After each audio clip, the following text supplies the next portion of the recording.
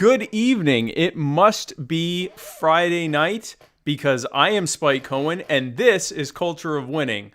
This is a special Friday episode. We usually do Mondays and Thursdays, but we're doing a couple of Fridays too. Culture Winning, if you haven't watched it before, it's just that. We talk about winning. We talk with libertarians who have been elected to office, elected and reelected to office, to talk to them about why they decided to win, how they were able to win or why they decided to run, how they were able to win their races, and work on the blueprint for how libertarians can get elected across the country. And with that in mind, I want to go straight to my next guest.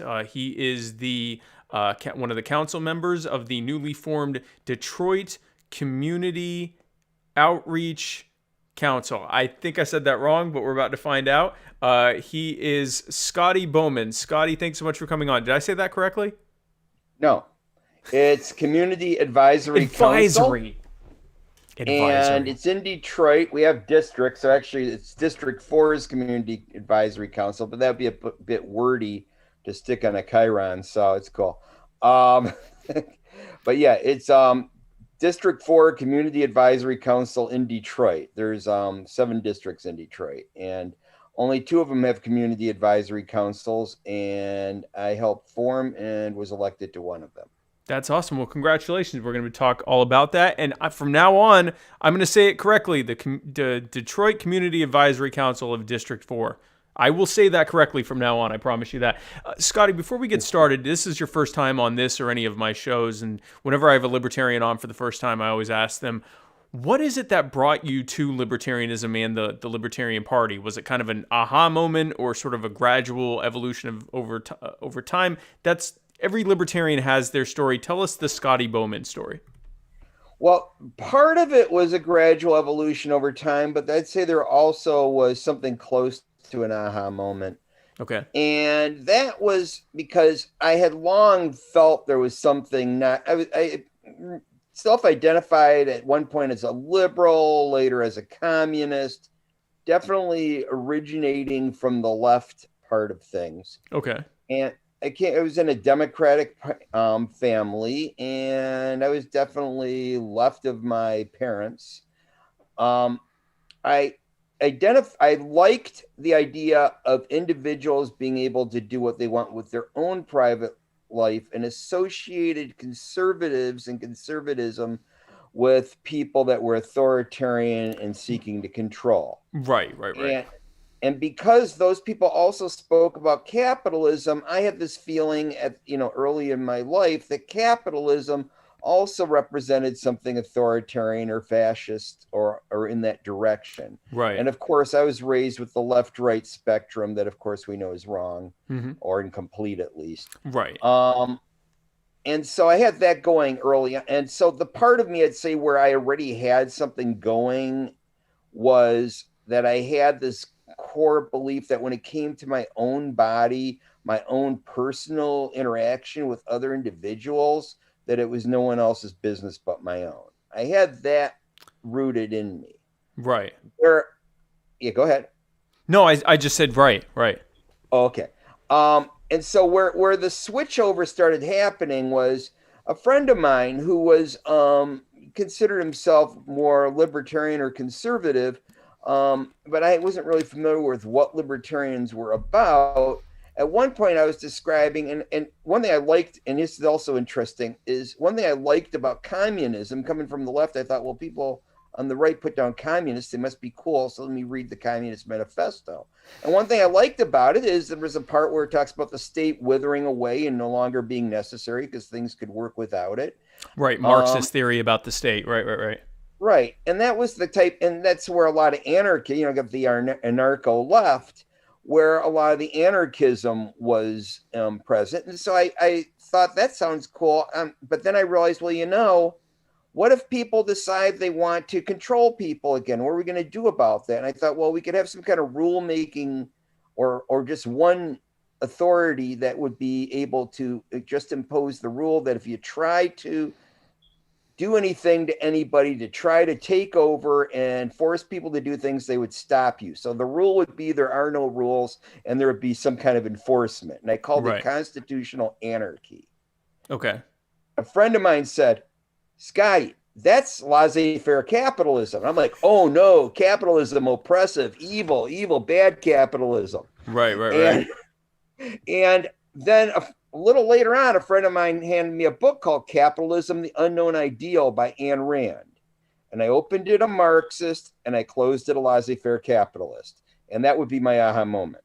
That's interesting. So you you said I'm a communist, but I'm the kind of communist where I want to have a very minimal government that protects the lives, rights, and property of the people. And everyone's like, that's. Oh, and I didn't believe in the property part until I read Capitalism. I know. But so the lives and the rights and the ownership of Yeah. individual people, and they were like, that's minarchist capitalism, and you're like, no, not capitalism. I just want people. That's interesting. So that's what brought you to libertarianism. Now you've lived in Detroit for quite a while, or? Oh yeah, I was born in Detroit. Oh, okay. In a hospital in Detroit. My parents were living in Detroit the first year of my life, but then they moved to a suburb of the city called Harper Woods and lived out there for quite a while. But I then went to school in Detroit because things weren't quite going well between me and the public school system. I went to a private school called Waldorf in Detroit. And then, but they didn't have much of a high school thing going. They had kind of a small, it wasn't really a big high school that I was into the idea of. And so my parents then moved to another suburb called Grosse Pointe and went to a high school there called Grosse Pointe South. Went away to college. When I came back from college, I moved into the city of Detroit. Was going to Wayne State. There's a very active kind of counterculture scene in downtown Detroit in an area called the Cass Corridor. That sometimes they like to mimic New York now and call it Midtown, but to me, it's always the Cass Corridor. And kind of a lot of artists, kind of a bohemian culture, lots of music, lots of rock and roll bands. Lots of other things that people associate with rock and roll that I probably did more of back then than I do now. You get the idea. So you've been, I mean, Detroit, either in or around Detroit pretty much your whole life. Oh yeah. In or around, with the exception of maybe 7 years when I was in Kalamazoo going to Western Michigan. And Kalamazoo was kind of a place where I'd gotten a lot of my activism actually built up in Kalamazoo, because that's where I went to college for 7 years, and a lot of being away from home and doing my own thing. Cool. So what was it that made you decide that you wanted to, in fact, this is more than just you ran for community advisory council. You actually pushed for the creation of this council, correct? Yes, and that was actually more challenging by far than Actually running for it. Yeah, and there was an irony in the whole thing, in that are you still there? Yeah, I'm right here. Oh, good. Okay, because I just lost my screen. But there's an irony in the whole thing where, and I'm just going to look at a number here real fast, where I created a body of government, and I'm a libertarian, anarchist leaning, but I go and create a body of government. Now, right. I've excused this because it is the only part of Detroit government that specifically in our city charter says does not get any money from the city. So I'm like, well, I'm not costing anybody anything by doing this, except costing myself a whole bunch of time. So, but I collected 1,570 signatures to create the Community Advisory Council. So when I say I helped create, the part other people did was sign the petition. And then I had a couple nice people notarize the petitions, because these are really weird petitions. There's always the circulator part that we would sign in the lower right-hand corner on petitions if we circulated it. Right. But here, the circulator signing it, that had to be notarized by a notary. So we had a pair of signatures where I sign a circulator for all the signatures that I collected, and then a notary notarizes it. So I also can, will credit the notaries with helping to do that. So what was it that so you've created a basically an advisory council that doesn't cost the taxpayers anything. So like you said, the only thing it's costing is your time and effort, and you volunteered to do that. So that's as close Hmm. to voluntarism as we see in government. What was the purpose behind what does the government was does the advisory council do, and what is your vision for what the purpose of the council is? And that's a question I had a lot of practice answering, well over 1,570 times, because not Right. everybody was sold on the idea. Right, right, right. Um, but the stated purpose of the Community Advisory Council in our city charter is to improve communication between the city council and the citizens and the individuals in the city, and to help them maneuver the city government so they can find their way around a little more, find out, how to get different services or deal with certain complaints and so on, how to contact certain officials in the city government. And so, and the first role I often emphasize, because there's a part of that where before the city council votes on something that affects our district, our councilman is supposed to consult with the community advisory council. And then that way, and I tell people this, the people that I'm out there talking to in the community, that that way they have a chance to find out what the politicians on the city council are doing, and to let them know how they feel about what they're doing before they do it. So it's two-way street here, to notify people what the city council's up to, Okay. and to tell the councilman, look, this is what the people really want. So in a way, and this is where it gets interesting as far as ideology and all goes, is it's not really an ideological post, because I could tell the councilman my own opinion and I'm one guy. But my role as a community advisory council member is to tell them what everyone else is telling me. So really, so the purpose is just to make the city council government or the city government more accessible for the average person, to make it easier for them to find out what the government's doing and make it easier for them to relay what they think about that to the government via, I guess, you as a proxy. Exactly. And it doesn't get in the way, because a lot of people are like, oh no, now I have another layer of government to go through. I'm like, you can still try to call the councilman on the phone, Right, right, right. This is and just you'll a probably fast still tracked way not to get do it. them. This is just a fast tracked way of doing it and to find out Right. more about it, but it's not a barrier that's being put between them and the council. Right. I often would tell people it's a bridge and not a wall. That's fair. That's fair. So, what would you say? Have you and also have you run for other offices before? Oh yes, and that's an understatement. I've been a candidate in every partisan election. I'd say, I think since maybe '98 or something like that. Oh, wow. Having run for, like, I think I first ran for state rep, and ran for I've run for Congress a couple times, House of Reps. I've run for U.S. Senate a couple times, lieutenant governor. Often doing best running for Wayne State Board of they have college boards, state college boards in Michigan, that also are nominated by party. These are all libertarian candidacies. Okay. Nonpartisan, I ran for city council quite a while back. Um, and since then, I had not really picked up the nonpartisan thing until 2013. The city elections in Detroit are nonpartisan. I ran for city clerk, didn't do real great. But then in 2017, I ran nonpartisan in this district, again, one of these districts, for Board of Police Commissioners, and came out with almost 40% of the vote. So at that point, I discovered that really districts worked better for me as a grassroots candidate, running for office, because trying to spam the entire city of Detroit Right. um, didn't quite cut it. Well, that makes sense because in a lot of candidates I've talked to, they that didn't have big campaign teams behind them, they would pick a district or they would pick an at-large seat or something like that where they're not having to try to run across a whole area. So your District 4, ballpark figure, how many households would you say are in District 4? Whew.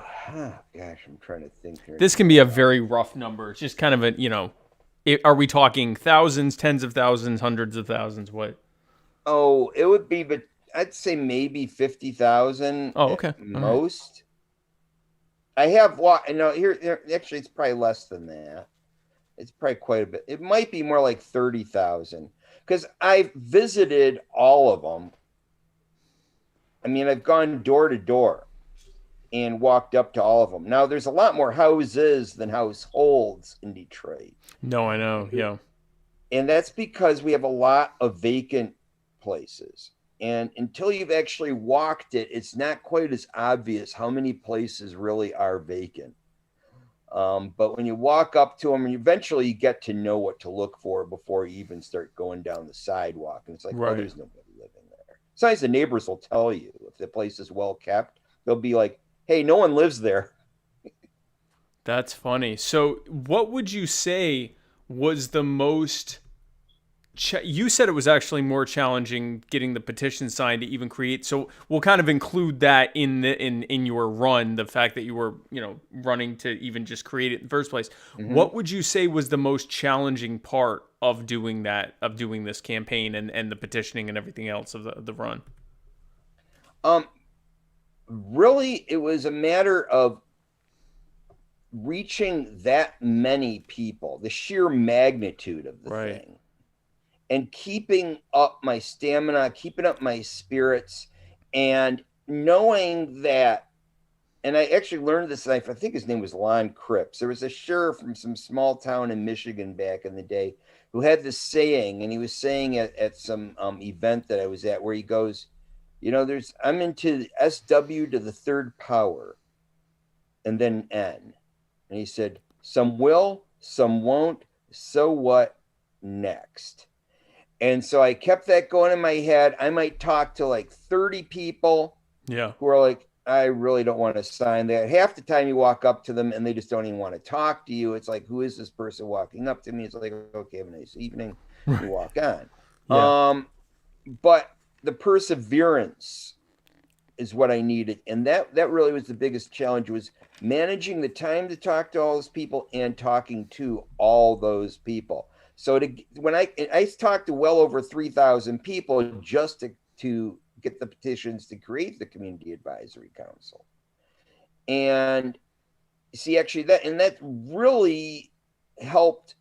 That's how I won, is because, also I was almost uncontested. But even if I was contested, we'll go back, I was contested when I ran for Board of Police Commissioners and got almost 40%. Right. Is people are more likely to vote for a person they talk to and meet than they are to vote for somebody they heard about or see a picture of on a glossy flyer. Of course, you have to make a good impression, or it becomes a reason to not vote for you. Right. And they'll remember that too.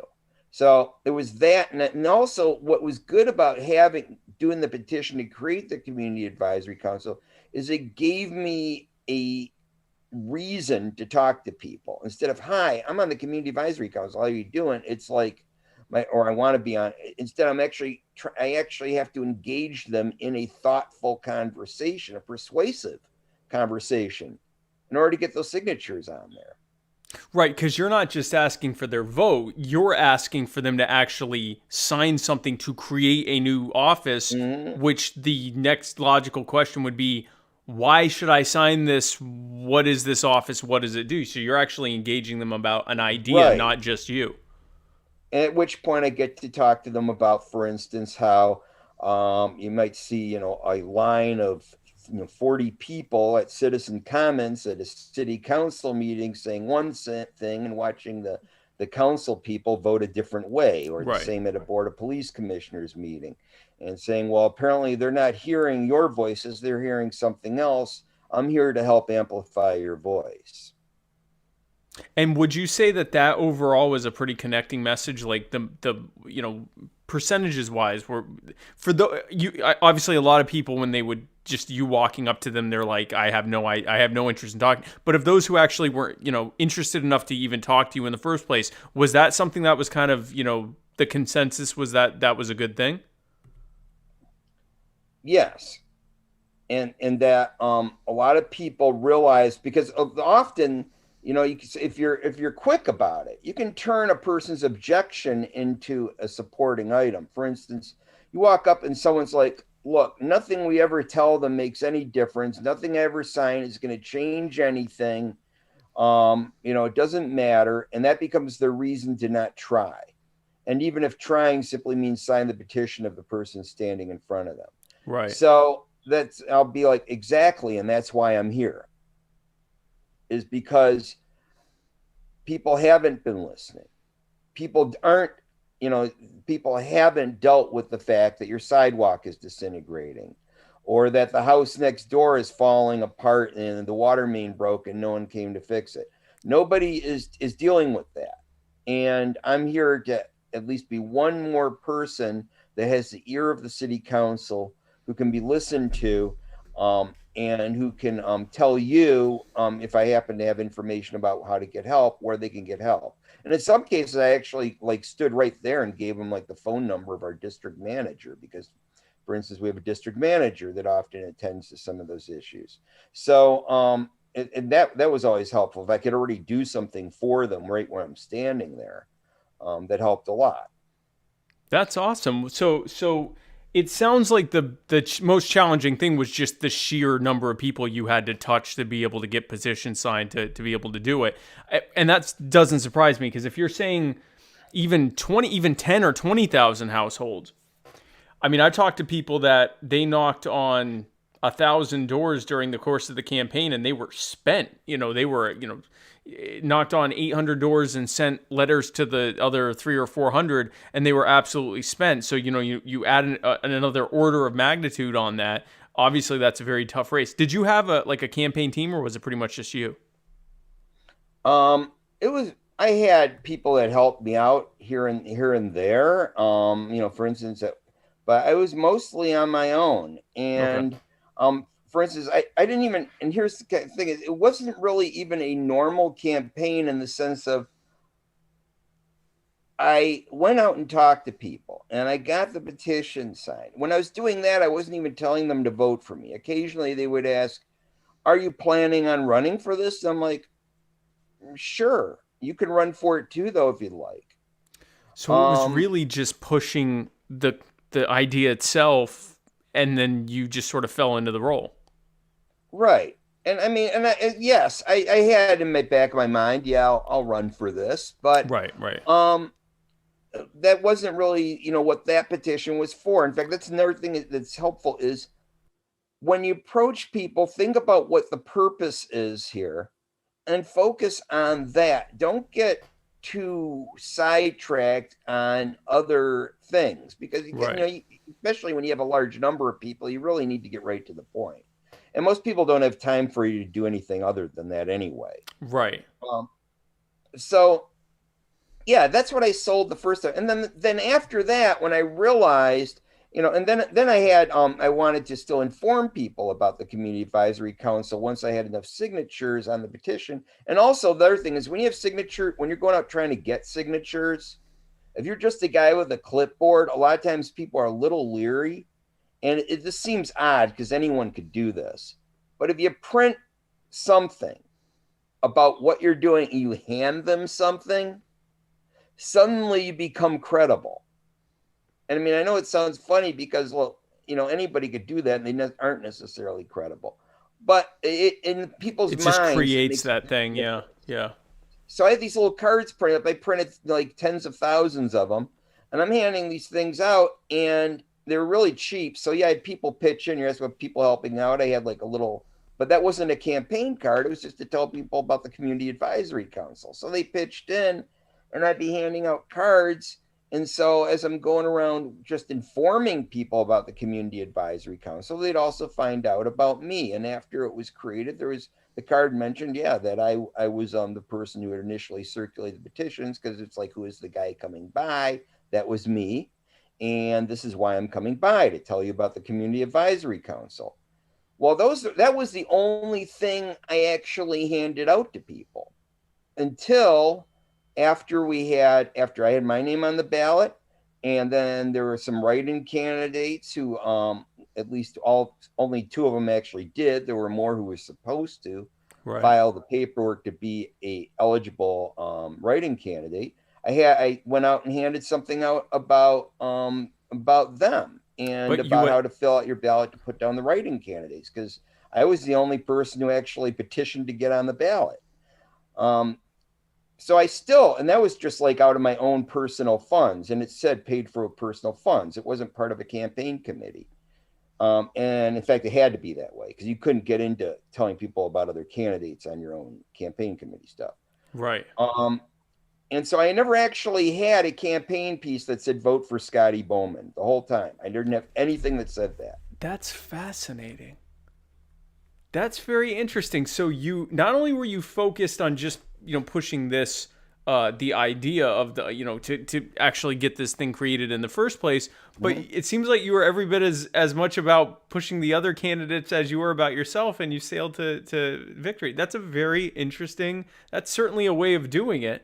Yeah, so that's kind of a campaign team, I suppose, is the other people That you were running running, against. because they're handing out the cards too. Right. And there was like a slate also. There was a slate that um mainly just endorsed the Democrats. But this was a nonpartisan office, and I so me being actually the only balloted candidate, and actually being friendly with a lot of people, and having people say, "Oh, you're a Democrat now." It's like, no, I'm not a Democrat, but it doesn't mean I can't be friends with them. It doesn't Of mean I can't course. respect them. Right. And so yeah, I was on a slate that included a lot of Democrats, and so I was on there also. I was on a list of what my name and write-in candidates, and so that also went out there. So that there were people sort of on the team in sort of an indirect way, though again, I didn't actually have anything published by my own campaign committee. I didn't have anything published by me directly, with my direction that said vote for Scotty Boman. So, That's but I got very 90, I think 92.9% of the vote. I had like 20,305, if I remember correctly, votes. And in the same district, District 4, I sat down to figure this out because we had such a well-attended election that I actually got almost as many votes as our mayor, our councilman, who is selected by district, also the same boundaries. When I yeah. say our mayor, I mean our mayor within the district from the same block of Right, the voting same number of centers, votes in your district, right? and our police commissioner combined. That's pretty impressive. And you were the only one that wasn't actually like explicitly campaigning just for yourself. That's fascinating. So and this might not be something that can apply to most other races, but it's still a fascinating thing how you were able to do this. So let me ask you this. Let's say I'm running for office, or the people that are watching this show are running for office. They come to you and they go, Scotty, I'm thinking of running for office. What would be the one thing that you would want to make sure that you impart on them? If nothing else that they got from this show, what is the one thing that you would want to make sure that they know? Talk to as many voters as possible. It worked for All you. of them if you can. I was gonna say it worked. Listen, you got 90 something percent of the vote. You got what, more votes than anyone else in your district for anything? Well, yeah. Now these are different elections, as I was Right, saying of earlier. It's course. such a well-attended election, but see, because in Detroit, mayor, city council, police commissioner, and in fact, next year, community advisory council, now that we have one, are voted on in odd years, the year after the presidential year. Right. And so, but if I go to the election when my councilman got elected, look back at what he got. When my police commissioner got elected, look at what he got. Look at my mayor and divide it by 7. I get a number that's only slightly higher than my vote total when you add all three of those together. That is fascinating. So you and And this is in Michigan, which is a where you can do straight party voting, and you were in a nonpartisan race. So a lot of people that would vote straight party wouldn't even vote in your race potentially. Potentially, we do have other nonpartisan offices that at least make them look, because we have judgeships and so on. But yeah, I'm guessing a lot of people probably don't even bother voting on the judges. That is amazing. So you had this blowout victory, despite the fact that you largely campaigned as much for other people as you did for yourself. There's something to be said about that. But it was that you engaged as many voters as you humanly could in that time frame, and it paid off. And one of our other members is a libertarian, and that's Gregory Creswell. Yes, I actually have a call out to him. I have a message out to him to get him on as well. So I'd be interested to hear his story too. But go ahead. Yeah, because he did it on the write-in ballot. Because like I said, I was the only person that actually got balloted, and in fact, he was also running for state rep, so you couldn't really run for two offices on the ballot, but you could run as a write-in candidate for as many as you want. Now, how many people are going to be on this council? Just two, or all right. There's 5 spaces. Okay. And 3 of them are now filled because I was the only guy who submitted signatures. We had other people who said they were going to submit a paper. It's called a Declaration of Intent. Mm-hmm. If you don't do that in Michigan, no one counts your write-in vote. And those 2 other people, then it was Gregory Creswell and Washington Usen, who's a Democrat, were the only 2 people they hand in that form. There were others who were planned on it, and then I found out, hey, I checked around the deadline. I'm like, oh, they haven't done it yet, and by the time it was too late for them to get on. So the councilman's going to need to appoint 2 people to fill the vacancies. That'll make 5. The 5 community advisory council members who were supposed to originally be all elected, well, then are going to then, and this is kind of interesting too, appoint, or they're going to select 2 people for the council person to appoint. One needs to be a senior issues representative who will probably be a senior citizen. The other one is a youth representative who must be a minor. I think the age range is I got to remember this correctly. I think it's between 15 and 18 or something like that. Yes, must be a minor.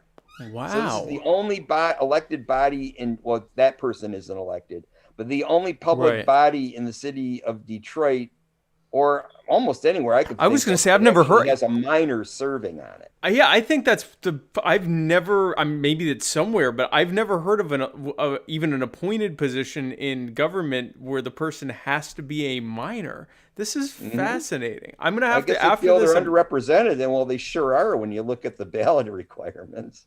Oh, of course. I'm going to have to read more about this advisory council after this is over, because this is fascinating to me. So you've created this council. You have a at least as of now, a libertarian supermajority in this council. And so you've got what you wanted. You got the council. You got libertarians in it. What are 2 or 3 of what are your main goals that you want to do over the next couple of years with this council? What are the things you want to see done in your time with this advisory council? First of all, I want to make sure people even know about it, because you're hearing about it right now. But if you go to the DetroitMI.gov website and search for the phrase Community Advisory Council, they have nothing posted there. Okay. City Council, they have a story about them, a bio of the members, how to reach them, so on. I was able to find that. Yeah, I was able to find that to get pictures for you and stuff like that. Yeah. Yeah, and so my point is, we need, in order to do our job, to be a conduit to facilitate people's communication with the council and the council's communication back to them. To do that, people need to know to reach us. And I have a website, d4cac.org, that I created for this purpose. D4 for District 4, then CAC, Community Advisory Council. It's an organization.org. And that's at least a start. But of course, who knows to look at the website if I don't get the word out about that, which was part of the reason they handed out those cards, is they had the website on the cards. And I tell people there's a lot more here than you could fit on a 4x6 card. So that's the first thing, is to make people aware, and then make our council aware of the various concerns that the people in our district have, and make the people feel a little more empowered.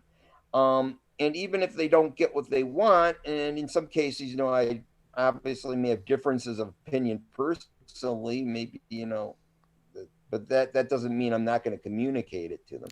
Right. But make people feel that they're not alienated from their own city government, and have them take a more active role. And furthermore, and perhaps this is even more important in some ways, make the politicians aware that the people's eyes are on them, that they're not going to get away with doing anything under cloak of darkness, that everybody knows exactly what they're doing and knows why they're doing it.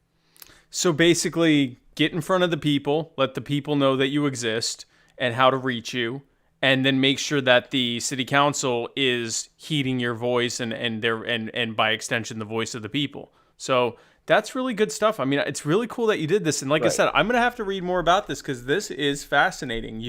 You created a government office, basically, which just interestingly enough that it's, not funded by taxpayers at all. So it's sort of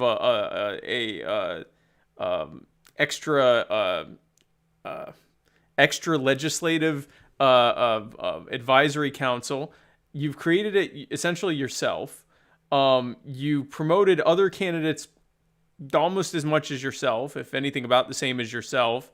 You won overwhelmingly just by virtue of the fact that you got in front of as many people as you possibly could. And now you're gonna see it through to fruition. I think it's fantastic. I think it's really cool. This is one of those things. It's questionable how much it will apply to other people that are running. Other than it just goes to show, if you get in front of people, you can win races. You can even create a new role for yourself to fill into if you get in front of enough people. So that's absolutely fascinating, and I'm honored and grateful that you came on, Scotty. And I'd like to thank you for coming on. Before I let you go, I want to give you a chance to say anything that you feel like you didn't get a chance to say, anything you want to promote, anything that you were hoping to be able to touch on, anything you want to say, as long as you want. Scotty Boman, the floor is yours. Okay, again, the most information that I have, I try to keep things up to date, is at D4, as in District 4, D4, CAC, as in Community Advisory Council.org. And we do have a contribution link, since we're not taxpayer funded. Anyone's welcome to pitch in. I have a little PayPal thing there. I have a comment form if you have questions, so it's mainly for people in the district to give insight. Another thing for candidates out there, when you're campaigning, think about what your office actually does and can do, and not necessarily everything else that you would want every other level of government to do. Right. Stay focused on what is important about that office. Be involved in community groups and talk to individuals. Signs don't vote. Paper doesn't vote. People vote. It takes a long time, but if you can talk to people, talk to people. Very good. Listen, you have been as successful as anyone at the local level that I've heard of, and you did it in the most, in one way you did it in the most unorthodox of ways, but in another way you did it the old school retail politic, knock on doors, shake hands, talk to people, face to face, which during a pandemic is as many hands this summer. I was going to say during a pandemic, I'm sure that's even more challenging, but yeah, I mean, you did in one way you did a completely different way of running, but in another way you did like the original way of politicking, going up to people face to face and talking with them about, what it is you're running for, what it is the position is that you're going for, and why you think it would be a good thing. It's a fascinating case study. So thank you again for coming on. And I think, folks, for anyone watching this that is thinking of running, This just is yet another example. When you are a trustworthy and engaged person in the public, you can win offices. People don't even care what you are, Libertarian, Republican, Democrat, they don't care. If you're able to connect with them and show them why your solutions work and why they should give you a chance, they're going to do it a lot of the time. And it's really important to get your name out there and get in front of people. Like Scotty said, people vote. Paper doesn't vote. Signs don't vote. By the way, I'm going to steal that from you. I'm going to start saying that now. Like I got up with it from someone else. Okay, well, good. Then I feel better. If you already stole it from someone else, then I feel better for stealing it for you. But yeah, no, it's fascinating what you were able to do, Scotty. It's amazing. And again, thank you so much for coming on. I really appreciate you being my 10th guest on Culture Winning. Thank you. Thank you. And folks, thank you for watching this episode of Culture of Winning. Enjoy the rest of your weekend. Shabbat Shalom if you're Jewish like me, and Happy Hanukkah if you're Jewish like me. Have a great weekend, and come back here on Monday at 8 for, I do this every time I forget to put up who my guest is. My guest next week is Monday the 14th at 8. My next guest is James Doyle. James Doyle will be my next guest next week, but have a great weekend, and we will see you soon. I'm Spike Cohen, and you are the power. Take care, guys.